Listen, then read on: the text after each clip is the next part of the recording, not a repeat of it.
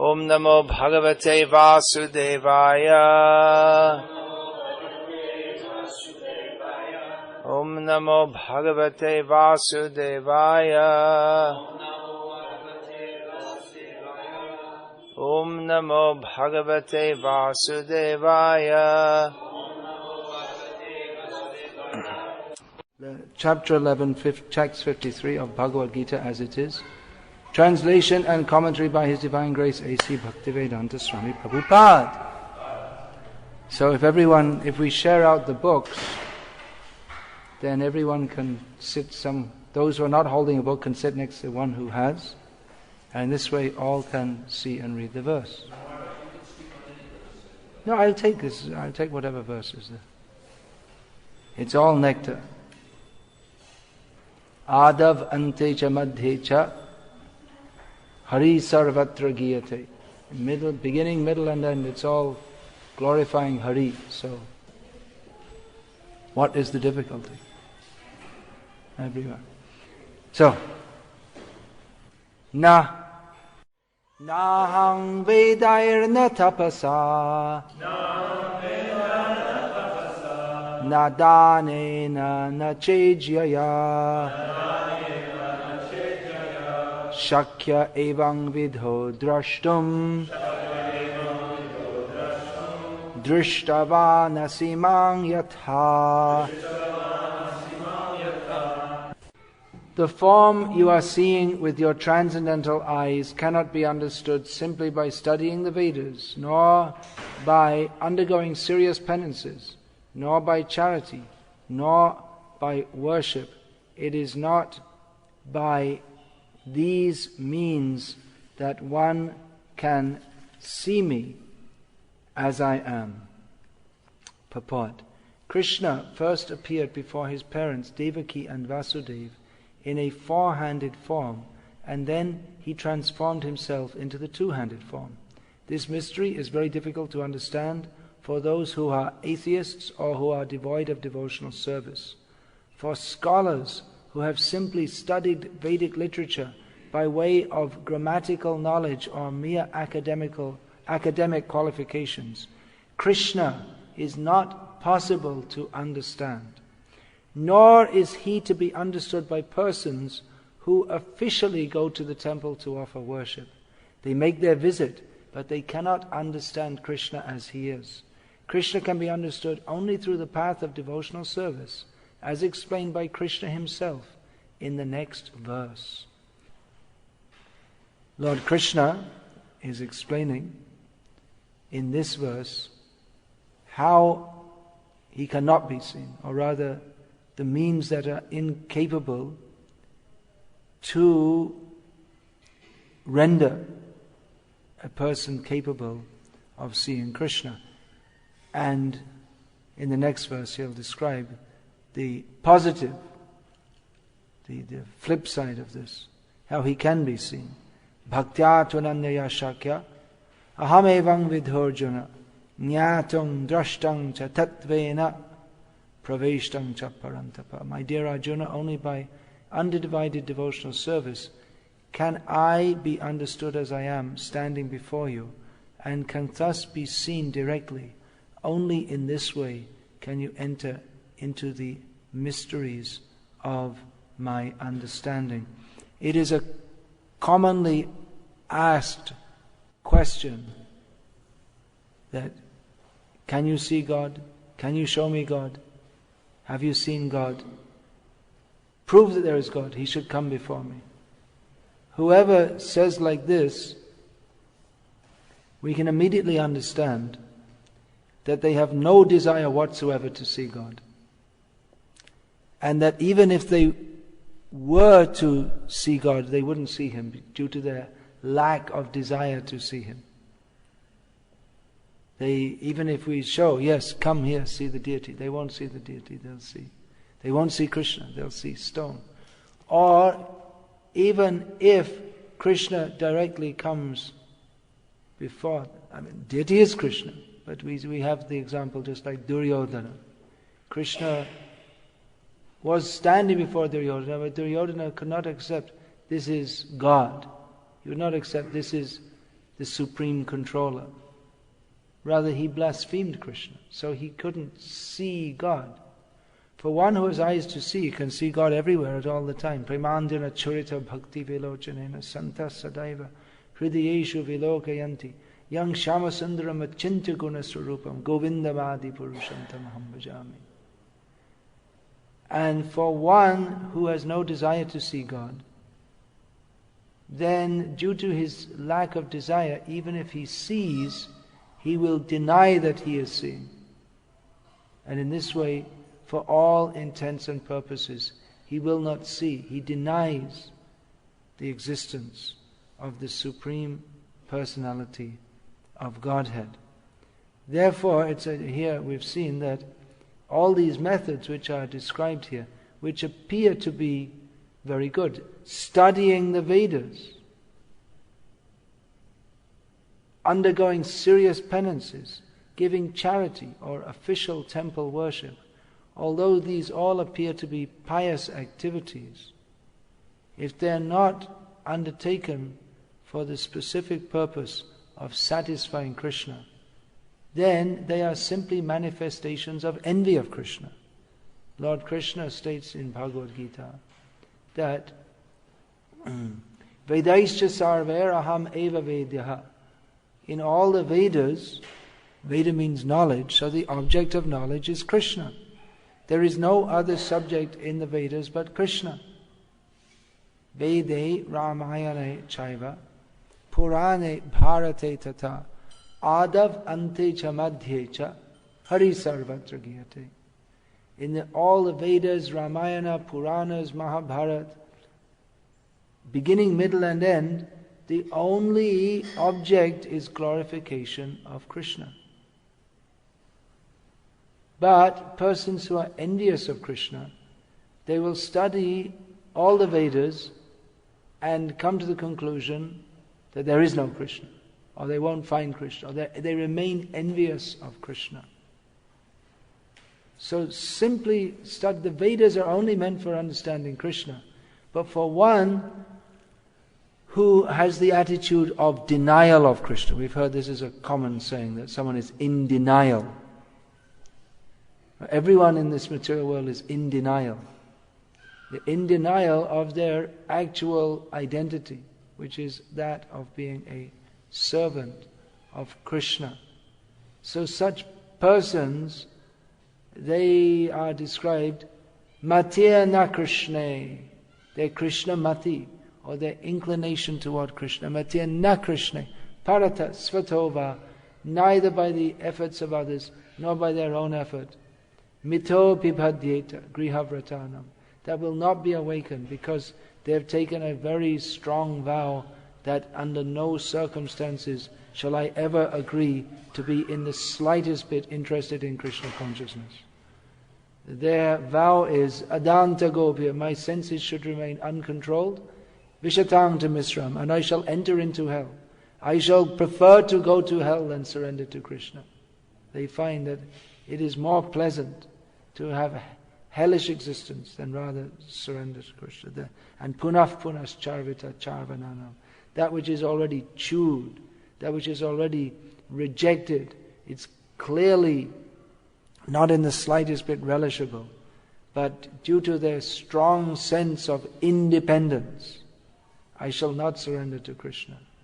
They insist on forgetting Krishna, and in this way they can never see Krishna.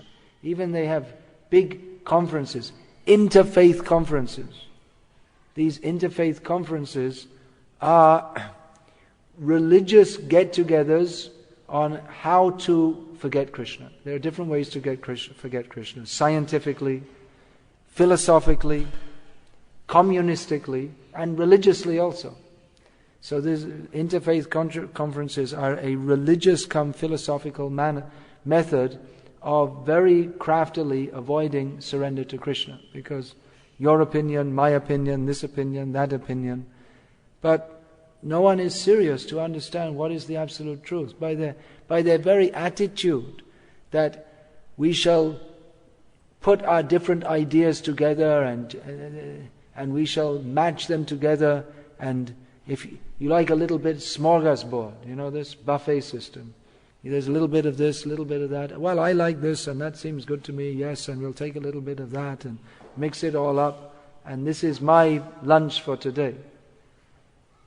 But this is the very method, defies the actual method of approaching Krishna, which is tadvidhi pranipatena. First of all, one should understand that I don't know anything, and approach those who are tattvadarshi, those who do know. And this idea that we shall all put our ideas together and make an eclectic smorgasbord, and we shall go on, we are searching for God, and searching, and they're very proud, we're searching. Well, Prabhupada, when he was confronted this, he was searching, why don't you find? How long are you going to go on searching? This is God, Krishna, you take it. If you're actually searching for God, then I know God, Prabhupada would say, you take. But no, I am searching. They like to have the reputation of, we are seekers, but never finding, and in this way, avoiding Krishna. So such persons cannot understand Krishna. And we cannot understand Krishna by placing Bhagavad-gita at our feet, even if it's on top of a dhoti, because we should keep Bhagavad-gita on our head, actually. So please don't put Bhagavad-gita at your feet. These are all things to be understood if we're going to advance in devotional service. Bhagavad-gita is Krishna. And devotees here are passing out knowledge of Krishna. Bhagavad-gita is Krishna to so many people. This is the method to please Krishna. How Krishna can be understood? By the attitude of trying to please Him. By the attitude of trying to know Krishna, as if Krishna is a subject for academic study. We can never understand Krishna. Now, if we want to know about any topic, then what should we do? We should go to the library. We should go to the university, isn't it? We should do research work.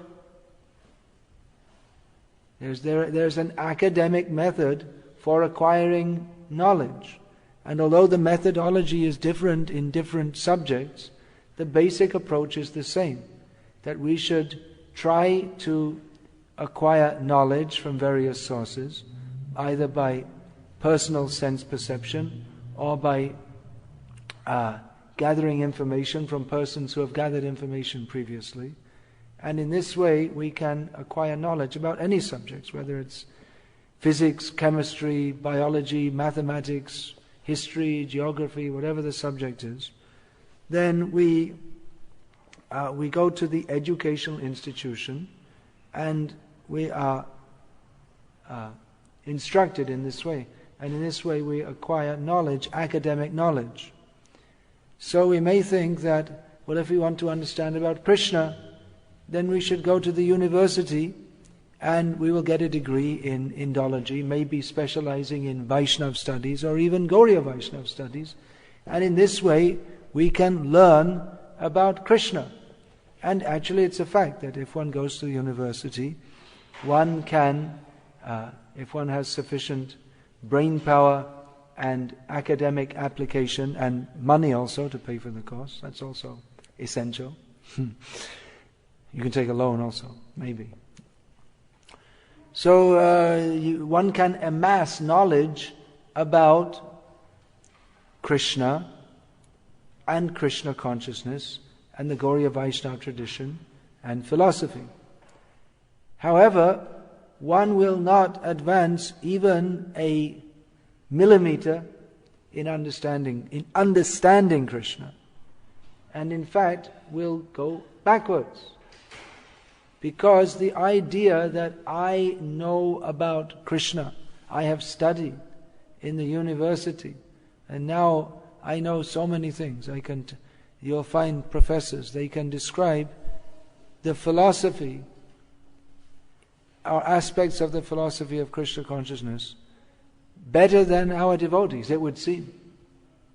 But no one can ever become a devotee by going to them, because they are not devotees. They don't have an attitude of submission or service to Krishna, but they think that Krishna is some subject to be studied. Just like you go in the biology lab, they have inside bottles, they have preserved in, what do they preserve it in? Formaldehyde.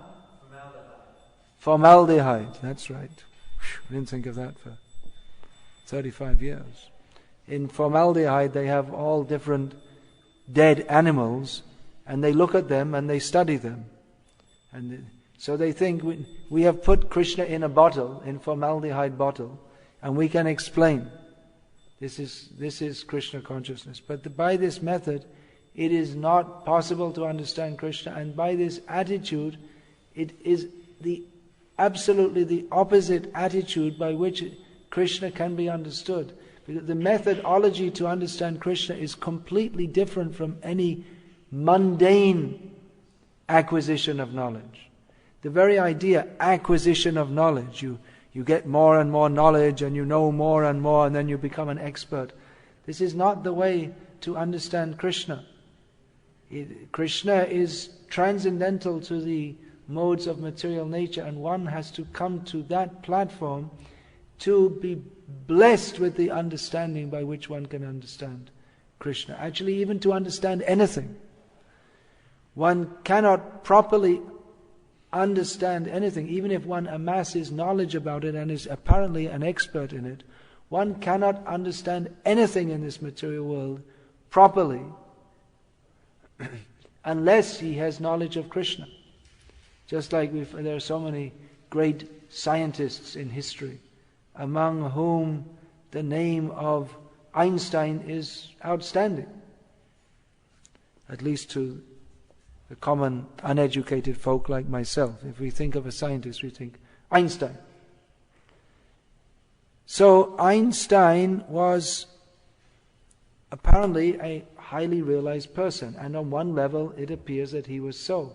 However, any devotee of Krishna who submissively hears Bhagavad-gita class in the temple can immediately become more in knowledge of matter by attending the class and hearing from Bhagavad-gita and accepting Maya Adhyakshena Prakriti Suyate Sacharacharam Hetuna Anena Kauntaya Jagadvi Parivartate. By hearing how the whole material manifestation with its moving and non-moving entities is produced by Krishna and is under Krishna's control. Now, if we can understand this, then one becomes more realized than Einstein, who had a tremendous amount of knowledge, but he could never, or any scientist, they cannot put it into a category. They're always searching and searching. Where does it all fit together? How does it all fit together? So although they may have detailed knowledge of various factors of the working of the cosmos, they can never understand the big picture, because of their very attitude that we shall understand by our own endeavors. It's like an ant. Sometimes you feel an ant crawling on your arm, and the ant, he has, by his sense perception, he has some understanding that I'm crawling on some surface, but he's by his limited senses and intelligence, it is impossible for him to understand that I'm on the body of a human being, and what is a human being, and the fact that the human being, if he's not a devotee, will probably crush him to death any second. So he has knowledge, he considers of conscious awareness, the main subject for biological or biological understanding, the questionable. What's the point? I should rather try to understand what is the consciousness of the great devotees, Krishna consciousness. So anyway, the ant, according to his understanding is vast. He's a highly qualified ant. but his understanding cannot go beyond the tiny area that he's on, and that he's on the body of a human being, and what are the hopes and aspirations and pleasures and miseries of the human being on whose body he's crawling around. He's totally beyond his ability to become a processor. His ability to see or to perceive in the same matter that everyone sees, his ability to perceive the workings of matter in a manner that ordinary human beings or less capable human beings cannot do. So he was considered exceptional. But still, from the point of view of Krishna, his ability to see was extremely limited. So, the method to gain knowledge even of the cosmos, the better method, is to hear from Krishna, who has the understanding, the actual understanding, which it is not possible by any mundane means to acquire, because the mundane means is ipso facto incapable of understanding the big picture, which is ultimately spiritual. Everything comes from Krishna. Aham sarvasya prabhavaha. Everything is generated from Krishna. So it is not by the mundane method, the mundane mind, intelligence, senses and investigatory method cannot possibly reach to Krishna, because Krishna is beyond the limits of understanding of the mundane senses. So there's the abilities of even religious scholars to actually understand God is completely bounded by their misguided attempt to understand. Their attempt to understand God is from the beginning doomed, because they do not accept the proper method to understand Him. They think this is also an academic, something to be understood academically. But Krishna, although He is to be understood through the Vedas, He is to be understood through the Vedic method. This is the great mistake of the mundane scholars, that they take the Vedas, the mundane scholars of Indology or whatever you want, they take the Vedas and they try to study the Vedic knowledge through the methodology that they consider to be correct, instead of following the methodology which is given in the Vedic tradition itself. So how can one possibly understand the Vedas by? It's like trying to run Windows programs on a Mac or something like that. It's just, it doesn't work. Of course, you can get programs that convert, but anyway, it's just an example that it doesn't work. It's like trying to explain in Chinese something which to people who don't understand Chinese. They don't have the requisite methodology. It's actually an absurd proposition that by the academic empiric method we shall try to understand transcendental knowledge, which is by definition not to be understood by any transcendental empiric method. It's not available. This knowledge is not available to the empiric method. It is beyond empiricism. There is a method that doesn't. For those who are empiricists, they consider that there is no knowledge beyond this. But that in itself, from the very beginning, is totally irrational. That we are rationalists, and we only accept that which we can perceive and rationally with our brain power process. This proposition of the so-called rationalists, from the very beginning, proves them to be totally irrational and foolish. Because why should they presume? Why should they presume that everything that is to be known can be understood by this method? Rather, it would be expected that there is so much knowledge which cannot be understood by our teeny brains and our our highly limited intelligence and highly limited powers of perception.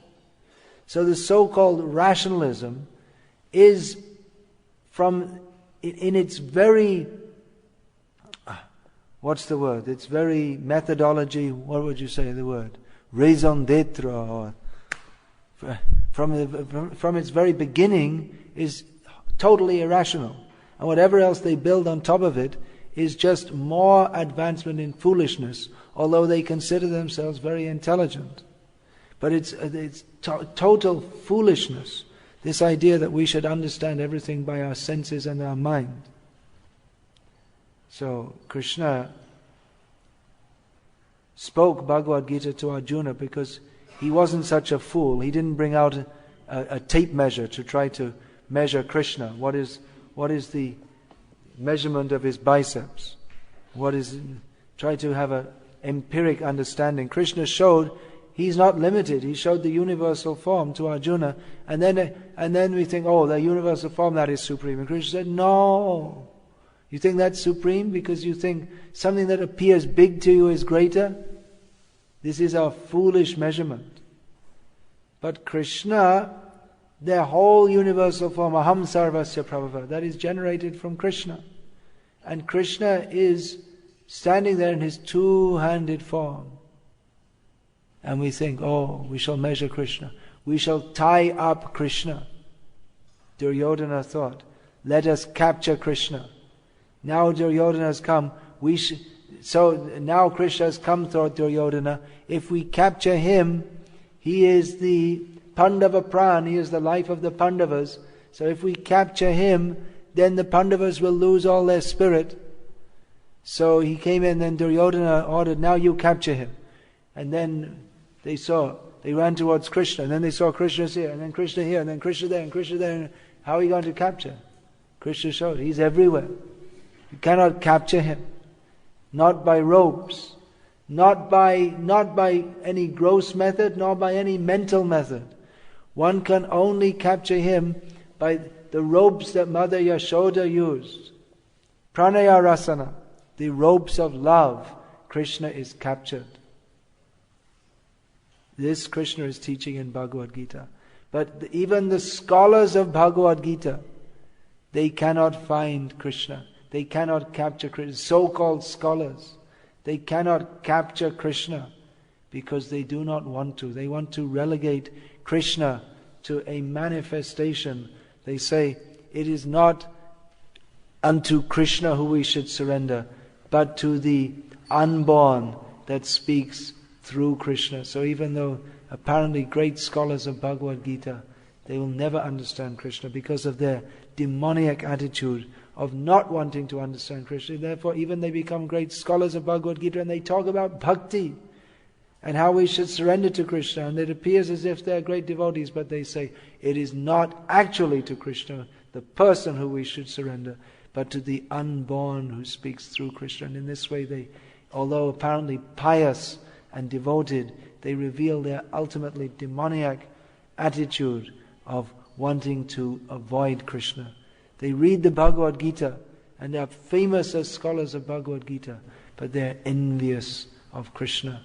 So the greatest scholars or the actual understander of Bhagavad-gita may be someone who's even not very literate, just as Chaitanya Mahaprabhu met one Brahmana in Sri Rangam who was reading Bhagavad-gita but can't read it properly.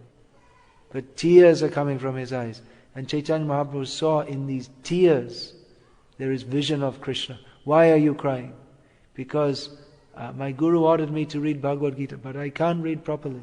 But when I think how Krishna is the Supreme Personality of Godhead, the Master of all universes, Mata Parataram Nanyat Kinchidasti, nothing greater than nothing, no one greater than Krishna, no one equal to Krishna.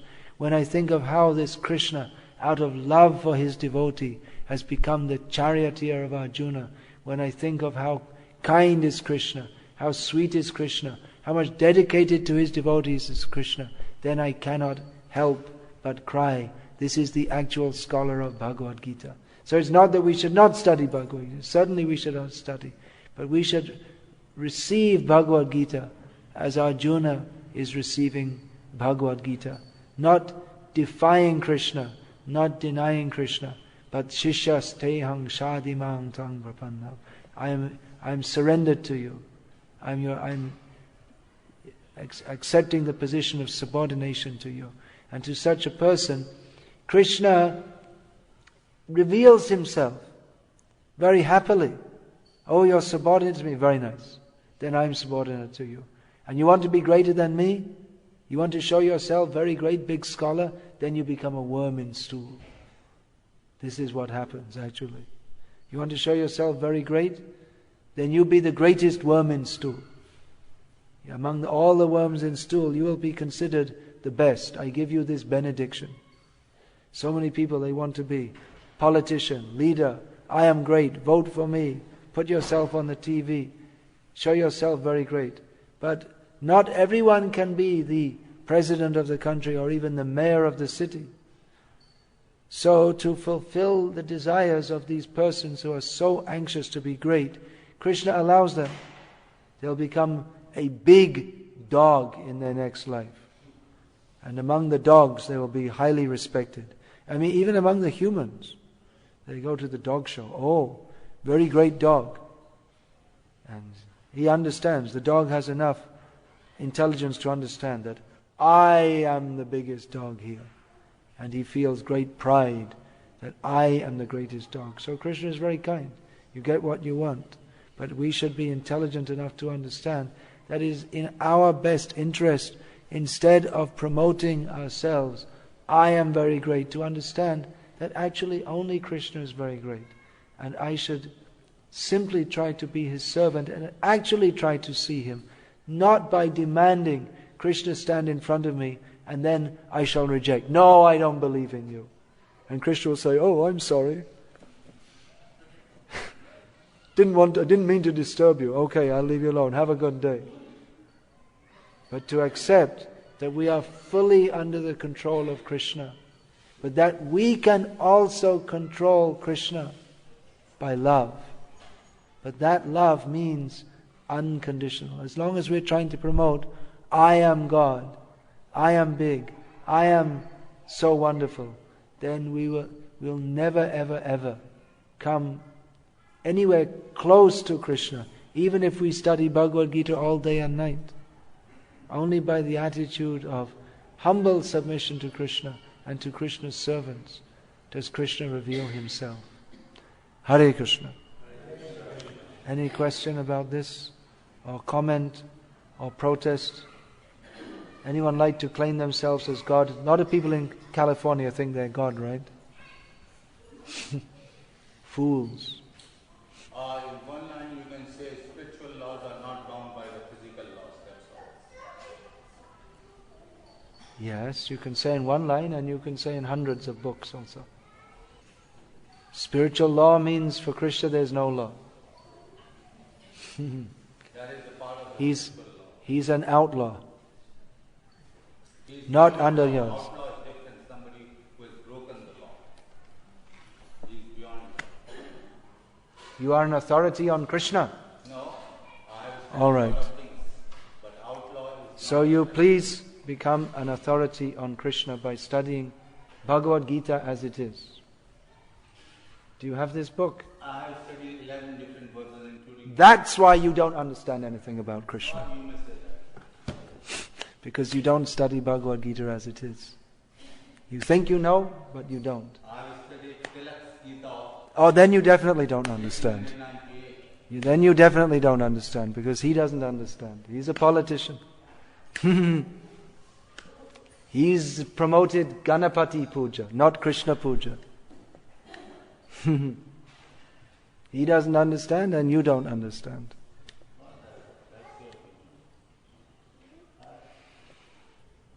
Hare Krishna. Do you have this Bhagavad-gita as it is? Yes. Alright, so if you want to understand Krishna, you please study, and all the other editions you give to us, and we'll use them very nicely. We'll put them in the shredder, make paper, and turn them into Bhagavad-gita as it is. That is the best use of all these other so-called editions of Bhagavad-gita that deny Krishna. We enjoyed chanting today very nicely. Hare Krishna. We enjoyed chanting with you very nicely. All right. But you also please enjoy your reading. I read half. You please read all, again and again. Because I openly agree. I have got not so much emotion at that time. I left it. You please study. Only intellectually thinking is nothing. Then you can read this. So intellectually thinking is useful. We have many scholars here tonight. And no scholar can do. This you have to Transcendental scholarship. Transcendental scholarship. if you have got good love, real love, real love. Now we have more classes. There's this saying, there's one saying, Buddhist saying, Zen Buddhist saying, those who know do not speak, and those who speak do not know.